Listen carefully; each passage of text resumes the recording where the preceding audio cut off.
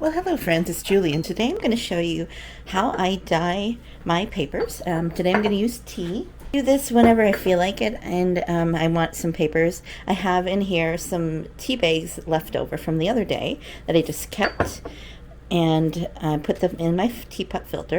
If you don't have a teapot, you can just use a dish or something, or a pan or whatever, however you want to brew. So this is black tea, and one of the things that I discovered when I was dyeing last time was I had some interesting marks. I did a mix of these teas, the honey hibiscus and the jasmine green. These are ones that I'm not going to drink. It came with this kit that I got from Sam's Club, and I'm not into these flavors. I just think that it tastes like perfume to me. I know some people love them, but that's not me. I'm going to add a teaspoon of each of these because I don't know which one it was that gave the interesting color. Or teaspoon. This is about a half a tablespoon. So I'm just going to do that. And you can also use like leftover tea bags or leftover coffee. You could make coffee, anything. Just going to give you color. And what I noticed with this, last time I didn't have the extra tea bags, these, and I just did one of each of these, and it was lighter colored, which makes sense because those are green teas, but it did dye it. Okay, so I'm just going to fill up the teapot with some water. I just have this boiling water, and as full as I can get it. And the thing about this method that I do is I don't recall seeing a video on it. I know there's probably one out there, but the ones that I looked for it and I didn't find it. But I don't use the oven. I don't paint it on. I just let things soak. And the reason why I do that is because I don't want to be there fussing with a bunch of paper and stuff, because one thing, I have rheumatoid arthritis, and the easier it can be, the better. So I'm going to let this sit. I actually let it sit for quite a long time. If you're going to drink the tea, you only want like 5 minutes or so, depending on your strength. But for what I'm doing today, I'm going to let it sit for a half hour to an hour just to make sure the color is in there. And this is going to last me quite a few days. So we'll come back in a little bit. Okay, it's been an hour, and I've assembled the items that I am going to use. And I have this paper. I actually cut it up from a big, huge tablet. It was like one of those huge ones that you would use in presentations. And what I found when I use this with the dyeing is that it will... the blue lines fade, because this isn't my favorite. I like the grungy and the vintage look. One thing that I should mention, that if you're going to use loose tea like I did in my teapot, that you make sure that your loose tea isn't floating around and getting into your paper. I have done that, and it looks like somebody drove over it on the asphalt because you have little bumps everywhere and weird marks. So I don't like that. If you like that look, go for it. Okay, so here's what we're going to do. I'm going to take you to my pan, and see, this is all basic stuff you can find in your kitchen. And the nice thing about using tea and coffee, it's food safe. And I'm just going to pour enough to, it's still warm, it's steaming. Usually I do this so it's not, so we'll see how this goes. So I'm just going to put this, it's just warm, like that. And actually that feels nice to have it warmer, because sometimes this gets cold, and then my hands get chilly. I also have Raynaud's, which is when your circulation stops going to your fingers and toes when it gets cold. So it's not fun when you're working with cold water. So I'm just gonna keep going like that and put it in. And you can add, just different elements to it, different papers, envelopes, whatever, doilies. You can put things on it to make patterns on it. I'm just keeping it simple with this one. So I'm gonna do 3. I have a method. So, and when I first started doing this, when I was done with a batch, I would dump the tea. But now what I'm doing is I just keep the tea water, and then I will just add a little bit more from the pot every time I need more. So I'm going to do this in sets of 3, and I'll show you why I do that later. So altogether, I'm going to have 9 in this bath. So I know I've seen people where they paint it, where they let's see here. A lot of people do the soak method, And I've seen people do all kinds of ways of doing dye. And I don't think there's any right or wrong way, as long as you get what you're looking for. You could also do this with your daily tea and coffee. If you have leftover grounds, or if you do Keurig or whatever, you could easily just put it in some warm hot water again, and then soak it somewhere. I wouldn't add as much water as the first time because you've probably diluted a little bit, but you could easily use your leftover, and you wouldn't have as much liquid as this, but then you would be using something you already have, and you're not making a new batch of something. Not that it's wrong to use the new, a brand new thing of coffee that has never been drunk from, or tea, which is fine. It's just because you are using it as a dye instead of a drink. But I like to reuse as much as I can. I know this batch I am only reusing the black tea bags, and that is because I have them, and I don't drink these flavors of tea in the pack that I got. So we shall see how this works. So the water's already getting quite cool. Okay, so you can see I'm squeezing out all of the white.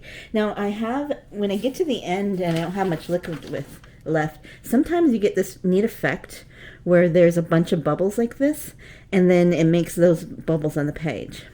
So, but we're not doing that yet this time, because I have plenty of dye to soak these on. And I actually just made a journal using my last batch. So we'll see if I get the same effect as the last batch. I don't know if I use the same tea. And there is a way you could be precise and measure everything out if you want to. But I just prefer to let things be and go. Okay, so I have this much. Here, I'll take it over here now. Okay, so I have this much paper to go, and I'm not going to use this all with this teapot probably, but we're going to go together and see how much I get. Now, I have these, what do they call, drying racks. So basically what I'll be doing is I will dry, because I did set some three sheets of paper on each. And you can set the paper directly on the drying racks. You're going to get the grid form if you do it. And if you like that form, go ahead. What I do is I take a white doily, a paper doily, set it on top, and then let that take the grid. I have longer ones that I used last time, but it was kind of hard when I kept stacking because it was just as wide as this. So when I stacked another one on top, like that, it was really hard to scrunch it in. So when the papers have soaked maybe a half hour or so, I will come back and do 3 sheets on each level, and that'll take a couple hours to dry. And the nice thing about doing the racks here is that it takes up less space as well. Okay, and just for the sake of example, just a second here. This is the size of the doily that I was using last time. And I'm just going to put it in the top because it won't matter about having to have room for the feet. Because you can see right here, it just goes to the edges there. So I'll do that because it covers up more of the grid. So we're going to let this soak for about a half hour, and then I'll come back. All right, it's been less than 15 minutes, but this color looks really good. I think using that extra black tea actually helps. So this is how I take it out of the water. Remember, I did it in sets of 3, so I can see I offset it slightly. So I take all 3 at once. Oh, actually, look at, it's not as dark as I had thought. Oh well, maybe I'll leave the next batch in longer. But a couple of the teas that I put in were green tea, so every batch is a little different. Then I just set this on the doily. And the doily gets dyed at the same time, and sometimes I get marks from the doily on there. Okay, then we'll do the next layer. And now, if you pull up the sheets one by one from the water, you're likely going to tear them because it's all wet and vulnerable. And having 3 like that, oh good, it's doing it. There's something in the tea that makes these purple marks. I don't know what, I think it's the jasmine or something. I don't know. The one with the honey in it, because I can smell the honey in this tea. I don't know how they get honey to smell that way, or to get into a loose tea, and then come out again. Okay, so we got that one. All right, and then the last one. So it's actually quite light, lighter than what it looks like in here. So maybe I should have left it for longer. But then again, this is better than just the plain white.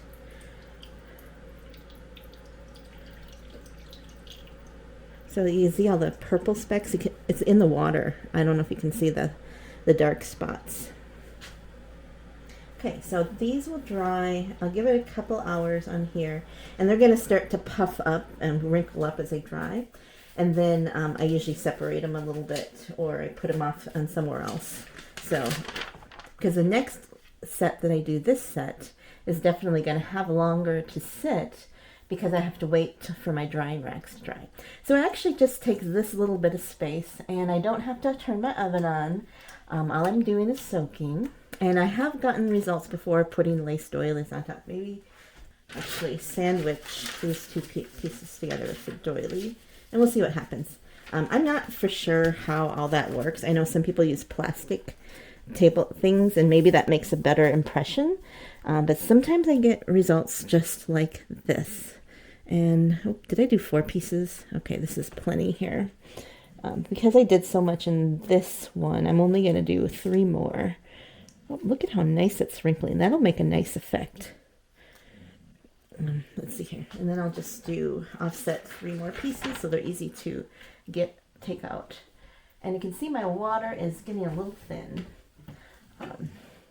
Now I had at one time had a plastic bin that I used to put this in, which is fine. Oh, this is nice and warm. But the thing is that then I had something that I had to store and keep just for this. And this is easy because this is stuff that's in my cupboard. And I've worked with dyeing yarn before, and I usually just use food safe dyes. But if you use acid dyes, then you can't use the equipment that you use, the pans and stuff, for food anymore. So that's the nice thing about these food safe dyes. And no special equipment required. Oh, there's a little white splays there. Oh, okay, that's just not wet. Okay, so then I'm going to continue to do this.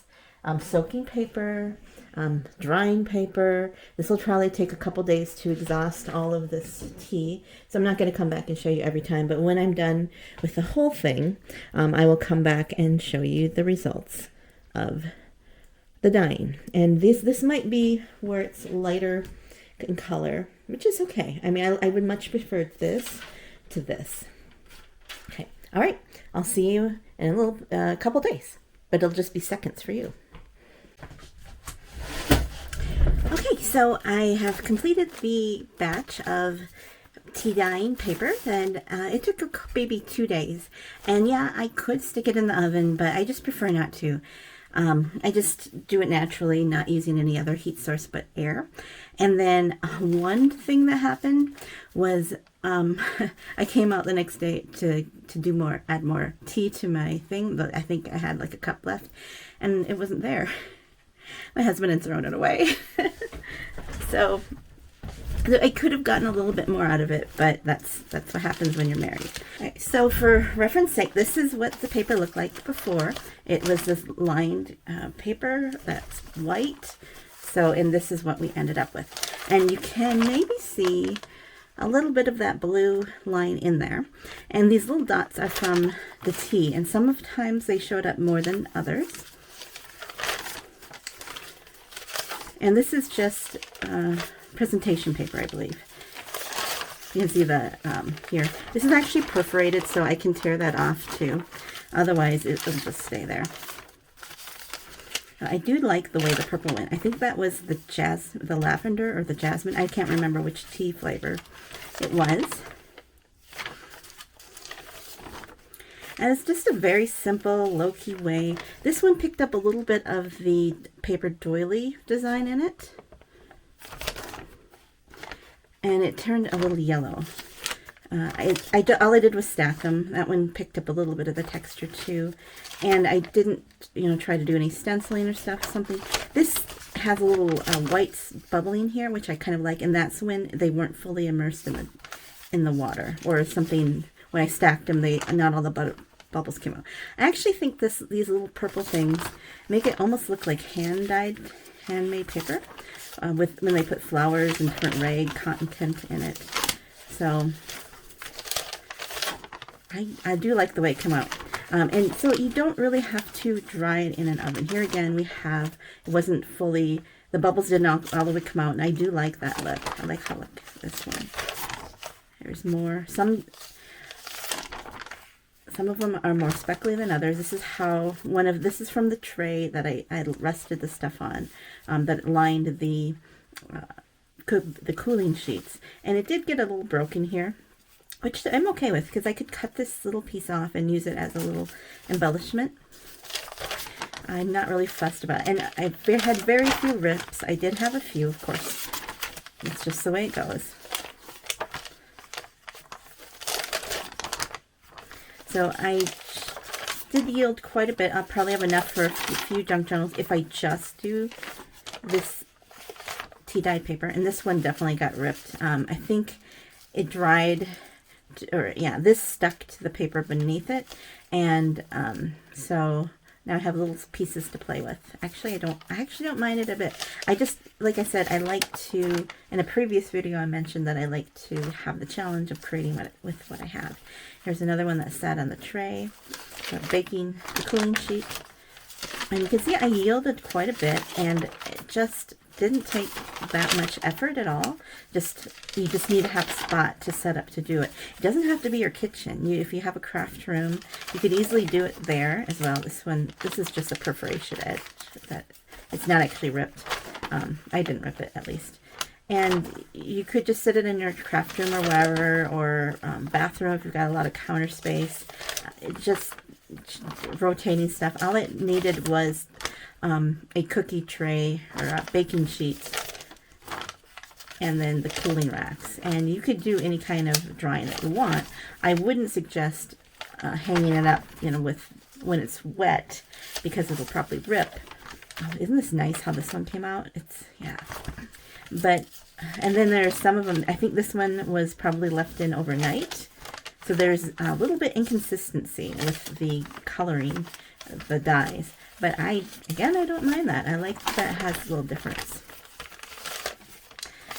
So anyways, you could easily set this up just on a table, on the dining room table, if you can leave it for a couple days, and every few hours go and take off the dry ones, or separate a couple of them so they dry. Look at how different this one is from the other ones. It must have been sometimes with tea, loose leaf tea especially, they kind of have different spots with different things. Oh, here, this was really fun because I went to a flea market, and they had one of these edge punchers. Before junk journaling, I had no idea what edge punchers were, so I was really happy with that. And this is a Martha Stewart one, and so you could, once I figured out how to line it up, then it punched really nicely. So had to try it right away. So here are, and then I used these a little bit to see what would happen with those. Nothing much happened, but then I got a little bit dyeing. They're slightly dyed. I might go again and dip them again and get them more dyed. This one got a little crinkly. I think it was folded, like hanging on the edge like this on the cookie rack, because this is a little too wide for the cookie rack. So I'm not sure if I would use these round ones again like that. But definitely they could use another dunk in the tea.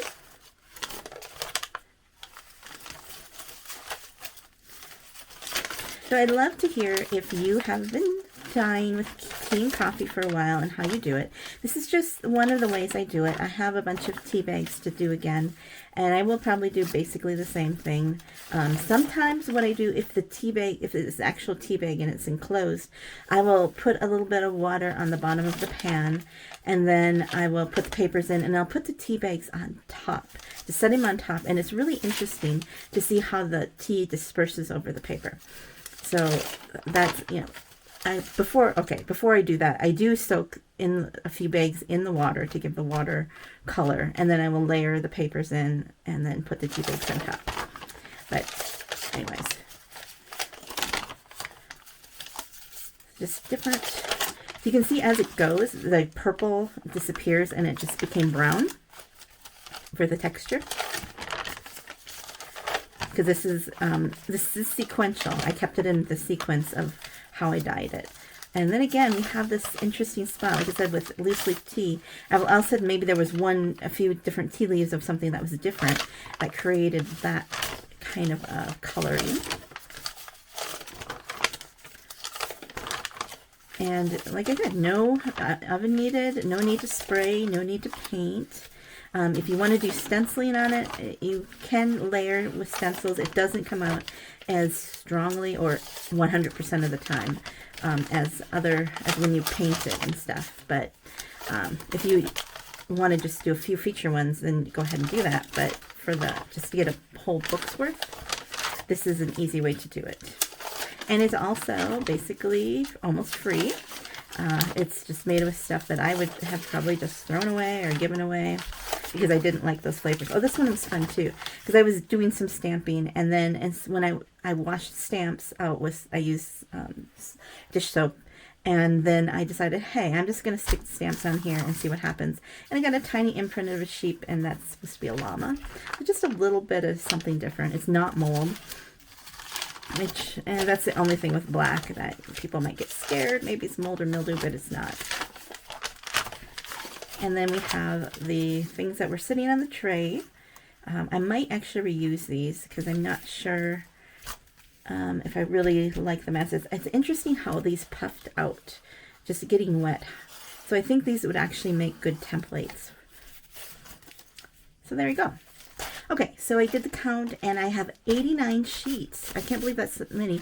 And then plus the doilies, which I may or may not use. I think this one for sure. So let's call it at least 90 items to use my journal. So if I did signatures of 10 each, plus some other stuff, that's 9 signatures right here in 2 days. So this is enough for quite a few books because I don't usually just use the dyed paper. But I definitely could just take this all and make just one giant tea dyed thing. It'd be kind of pretty, wouldn't it?